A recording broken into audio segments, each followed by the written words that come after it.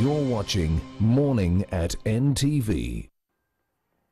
Good morning. Welcome back to Morning at NTV. My name is Malaki Vilodera. Now today on the Kickstarter segment, we'll be talking about whether or not to abolish advertisements for schools. Now last week, actually just a few days ago, the Ministry of Education met together with some stakeholders in the education sector to just have a discussion on the way forward, how best they can sort the issue of quality education. And what came to the fore is most of them were pro the abolishment of advertisements by schools. So give us your views. The hashtag is Morning at NTV. That's on Twitter. You can also stream us live NTV Uganda on Facebook and YouTube pages. So be sure to be part of this particular conversation. And in studios to shed some more light on that is Reverend Father John Biamukama, who is the Program Officer, Education Uganda Joint Christian Council. Thank you so much for joining us, sir. Thank you. Let's have a discussion on this particular proposal. You are the meeting and you are pro the abolishment of advertisements for schools, saying that this has actually brought us to the point whereby schools' education is being commercialized. Let us in on that. Yeah, welcome viewers. It is an opportunity for me to speak about this topic with passion. The reason is very simple. Uganda, in the whole of East African region, has been known for offering quality education.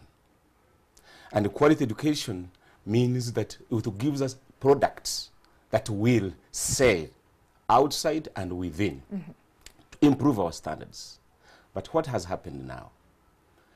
The commercialization of education we are talking about here allows people to cheat examinations so as to obtain results.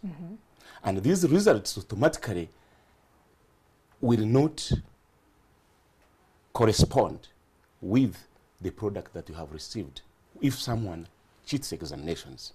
And so we are looking at it in that context. Uganda National Examinations Board has over years talked about this vice, examination malpractice. But what we have discovered in schools, I have discussed with a good number of head teachers. I have a long-serving experience in monitoring and supervising examinations as we are empowered by the Education Act, which you see here. Yes. As foundation body, we are part of this assessment, and we find it very challenging. I have discussed with head teachers the challenges that come to them. Some of them is there is high demand for producing results. One, from their directors and proprietors of schools. We want performance, because that performance will attract more parents inside the school. And if they attract more parents, more children, then there is more money. Then if the performance is the one that will attract more parents to bring the schools, the children to the schools, then where is advertising coming in? Look here. I'm coming to this point. Okay. Now, the head teachers, one, are on pressure, both from the proprietors, from directors, and also from the parents. You have seen it across the board. Parents want results. A school that performs well is a school that where people go. And now what happens? When the school performs well, they put in the papers. Okay? You have heard, you have seen papers. Best subject, best teachers, best school, and rejoicing. Now, every parent wants to go that side. Now, what has happened? The poor person here who is heading is under pressure. Now, these results which have come up, it means if I'm unable to produce them, I have to use all means to ensure that the end justifies the means. That's where the challenge is. And that way, we are compromising what we stand for, the values we stand for, which is that we produce the best. A person who will be holistically produced, well-educated, well-formed, so that the three components of education that we stand for mostly, that is the head, the hand, and the heart, are all at par, doing well. But I think you have said it right. When a school performs well, you see it in the papers, journalists go to the schools, they even interview, the students who have excelled. But what I know and what you know as well, being in this education sector, is that children and parents rely on referrals with regards to them looking for schools. We are in the, still this month is back to school month, and I'll give you my experience. Yes. My kids are in kindergarten. Yes. They're in school. So I had a friend of mine who wanted to change schools. She had seen all these advertisements, both on print and TV. But for her, she was like, I need to get a referral to where I can take my children to. And so she was like, okay, fine, what's your experience with the school that your children are going to? And I told her, excellent. And so because of that positive feedback I gave her with regards to the school that my children are going to, she actually ended up bringing them to where my children are going to, you know. So is advertisement the real problem? Don't you think we are treating symptoms instead of treating the actual problem of exam malpractices? I just would want to say one of the contributing factors, let us not isolate issues, Yes. is one of the contributing factors. And now I just want to take it from the element of UNEB. I have worked with UNEB. We work together as partners, Uganda Joint Tuition Council. I participate in this element of supervision and monitoring of examinations. Every year, Uganda National Examinations Board officials brief us and brief every stakeholder in this education. Head teachers, DEOs, DISCs, police, distributors, scouts, teachers, especially those who are involved in scouting. And what we take about is in line with the UNEB's core values. And one of the core values of UNEB is integrity. And this integrity goes with actually honest. Are we honest in what we are doing? What is the challenge here? Why do we have children who are very innocent? Children are very innocent, my dear sister. Very, very innocent. But we have this kind of demand, which is becoming a vice. What is the best way to do it, to achieve? We want to see results. Why we are saying it is part of advertising a school, say it has existed, is not a problem. But let us look at the dynamics of this advertising of the school. Like where you take your children, it's very good to know you have known it is a good school. By the way, a person who has done very well does not need to go publicizing himself or herself. My point exactly. Yes, does not need to. People will know where the good things are. First of all, what comes of that school is what attracted you, not so. Yes. Teachers are committed, not so. They cover the syllabus, not so. They are serious and honest and doing everything. That's very good. We don't have this. But now we look at the other element now that takes people to say, ours is performance. And we're trying to wonder, do these products that come from those heavily performing places where people say, here we have followed them up. So at the end, you find them not doing very well. So your problem is not just the advertisement, but the messaging in the advertisements. Yes, and the intention. Because, you know, the intention of what someone is doing is very important. If you have a right intention, okay, right intention, automatically you get the right output or even outcome. Right intention. But we have here a situation where people are doing this. Let me give you an example. I have known of a school through my work where children had not passed. But people want money. Not so? Yes. They had to invite some of the journalists and made a party, produced results which were actually not true, and danced. And you are the people who do it. Danced. People came, hey, very good performance. Are we together? And so tomorrow, people are lining up on the head teacher's office. That's what we are looking at, the vice that is in, that ill intention for getting the money, but not producing the right But thing. let me ask Based you a on question. val- Let me ask on you a values. question. Yes, this is one of the examples I can share with you. Then, and I like that example, Yeah. but with that particular example, does it point out to the failure of the school itself manipulating parents and the public, or does it point out to a bigger problem, which is the structures, the education structures that are not working in terms of monitoring and evaluating these institutions? Very good. These are symptoms. Some of the symptoms indicating to a bigger problem. I would say it's just a piece just of a piece of an iceberg. Then why can't we address the problem? Now, yes, we are saying, as we live today in Uganda, we have to look at what are the immediate things that are causing problems. I am sharing this because I have had a good number of people, stakeholders that I have shared with, who are expressing this, who are lamenting over it, because what is happening afterwards, they are not enjoying the products of what comes out of these systems. That's why I brought it up during the sector review. And why did I bring it up? Because the theme for the sector review was striving for excellence in education sector through service delivery.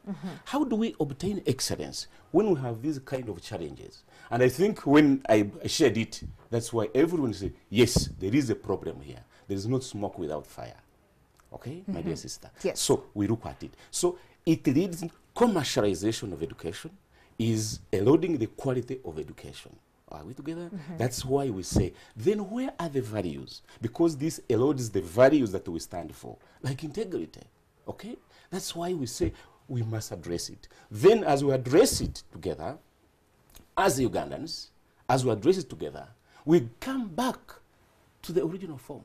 I have seen schools, my dear sister, well performing, but they never come into your papers to advertise or to move around here.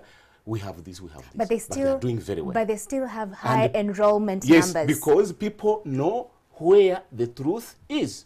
But thank you, and I think you're answering my question, because we totally don't feel that advertising is a problem. Number one, we know that education has now been taken up even by private, stakeholders. Okay. It's now become a business, which is not bad, because at the end of the day, these private schools also contribute to the economy, which is a good thing. But I think maybe the issue is the messaging, because even as we were analyzing is with the advertisements, they will tell you when you come to this school, you will get A's, you will excel. And when you go on ground, that's not the problem. So is the issue advertising or the messaging? Do we now say that instead of abolishing advertisements, then we look at the messaging, that before an institution of education goes out to advertise, the messaging has to be scrutinized? Is that the solution? Then I would say, per se, advertising per se may not be a problem. Thank you. Per se, per se. But look at what is happening. How regulated is it? Thank you. Yeah. How regulated is it? Okay? Because you see, I think may be good, may not be bad in itself, but the way we do it may cause a problem. And now that's the issue we are trying to look at. Okay? Because if you bear with me, you realize that we are not moving. We have these big problems in terms of examination malpractice, which is core, which erodes the quality of our education products. Are we together? And this is happening. So it is involving everyone, and our people today, parents, anyone, make it. They only want where things are being done well. Right. It is like advertising something on a TV. You advertise it, how strong it is, but you will show me that it's the best, not so? Yes. Because that's what it is, and automatically go for it. So what you're saying is the messaging has to be regulated? Yes, it should be, but do we have the capacity to do it? Yes, that is where the That's challenge another is. question, That's yes. where the challenge is. So regulating it is very important, and in some elements should be even for some goods should be banned. Because why? I know good schools, you know it. A school like Nandiango, so good performing. Not so. Have you ever seen them advertising themselves in the papers? Have you seen it? Let me ask you a question. And we were looking at these papers before we went on air. There's this. this pullout that is always in the papers, and it shows just past questions of examinations that students can go through, and these questions are normally published by teachers. Now, under the teachers' names, we always have the names of the school, which in advertising we call subtle advertisement. Because of course, when I see this paper, I see these questions, and these questions are put together by, for example, here it was Robert Bukoma from Namugongo Girls Primary School. Do we ban this as well? Because this is a form of advertisement as well. Do we ban this as well? Because if I'm a parent and I see this, I'll be like, okay, fine, I'm interested in knowing this teacher. And the fact that they publish questions in the local dailies, it shows that they have quality education and their service delivery is at an excellence point. So do we also say that this subtle kind of advertisements should be banned as well? That's why I asked you, say not every form of advertisement is bad. Not so. We learn from different ways. Even media teaches, not so? Yes. We can learn through that. And who contributes to media? It is the people, not so. But now we have a challenge. You know very well as we stand now, we have so many examination bureaus that have been started in almost every district, okay? And almost every school, because that is the way to go now, is subscribing. Teaching has gone low, because people have to run into what will be asked, what will be asked. So that examination orientation, okay, now with the bureaus, have you visited any bureau around? Now everyone is running. What will come, what will come? Teaching has actually, in schools, you find teaching, many of the schools, some of the schools, teaching has gone down. Teachers have to look for papers. You see how much? So the content that goes into the people is low because we want the end result. And that is what is eroding the values that we stand for. And that's why I talk about learning is in every form. Media learns. This person is contributing to learning. That's very, very good. But now when it comes now that this element is turning us away into this, that's where the challenge is. And that's what I talked about, regulation. And I think I agree with you. We need to regulate, but also I think we need to look at the bigger problem. And I'll ask you this question, and I need your honest answer. Did your children go to a public school or a private school? Well, me, I have no children. I'm a priest. Oh, sorry. But your family? My family. Yes. We have all gone into public schools. All into public schools? Even me, I went through public schools. My brother now has children who are going through public school. He's a head teacher. His wife is a head teacher. Yes. She teaches her children. Others at the end, like one of my nephews, is in a seminary. He's a private school, but which is also, we have government-private school partnership, which is okay. That's it. You have been... We work together. You're very active, and I know you know the figures. Many people are shunning away from public schools and going into private schools, So why are we having that? Should we not just look at the bigger problem, which is looking at the education sector and why it's failing? Because I know you know for a fact, statistics prove it, that many people actually they prefer taking their children to a private school where they know it's business at the end of the day. So that means that the stakeholders in the private institutions will do all they can to ensure that their students get quality education. So shouldn't we be looking at the bigger problem here? I agree with you entirely. And one of the issues I would agree with you is that, yes, the education in this country, let me give you an example. Uganda Joint Christian Council, which is comprised of the Church of Uganda, the Roman Catholic Church, and the Uganda Orthodox Church, owns institutions above 75%. Yes. Some of these institutions are government aided, but owned by the foundation body. Right. So because we work with government, because we believe government is not an entity on the other side, it is we with the government. Now, when you bring the element of saying private schools and institutions, very good. Even we discussed it. One of the biggest challenges is the inspection. The inspection. And I'll get back to you. I have Mr. Patrick Kaboyo, who is the National Secretary at the Federation of Non-State Education Institutions. Thank you, sir, for joining us this morning.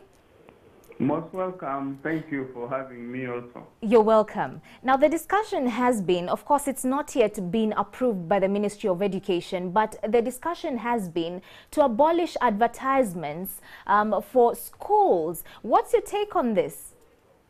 I think that discussion is a nullity because you cannot, in this time of information age where we have technology, where we have things of the 21st century, where we have social media, where we have innovation, think about stopping advertising. All right. I know you are against this particular abolishment, but let's get into it. Do you think that the problem of the commercialization of the education sector is stemming from a point of, it being just advertising and maybe the messaging being incorrect, or there's a bigger problem to it, and this are the monitoring structures and regulation structures? What exactly is the problem? I don't see any problem. Maybe what we have to address is the matter of balancing what message is given and what message people take from what is portrayed. I want to take you to a normal classroom, for instance. You cannot instruct learners when you have not displayed the learning aids or teaching and learning materials on the walls or any surface that they can be seen. By and large, these schools have best practices that they deliver on a day-to-day basis. And for you to be able to communicate to the rest of the public, to know the good things that you do, you can only channel them through advertising. And you should know that advertising is not something of this century. It started way back in the 19th century. Correct. Even the Egyptians and Greeks used to advertise on papyrus, but things have changed. What we should be discussing now is how to improve the advancement, but not to discuss the ban. In discussing the ban, that is analysis. Let me ask you a question. With the privatization of the education sector, there are other malpractices that come on board, and this is to do with the examination malpractices. And what the stakeholders who are pro the abolishment of advertisements are saying that if we are to sort out the issue of examination malpractices, then we need to abolish advertisements. For sure, you have said that that wouldn't be the solution. So with regards to addressing that issue of examination malpractices, what ideally would be the solution? It's not scientifically proven or right to say that advertising a school resonates or links with examination malpractice. That's totally wrong. What resonates with examination malpractice in this case is the system structure that should have safety nets or checks and balances to see at what level we have leakages. By and large, they are human beings who manage these examinations. So we have to shift into people management, maybe build capacity and inspire them to be able to discuss the issue of malpractice. But you cannot say, when I advertise in my school, then the examination malpractice will raise or the exams will leak.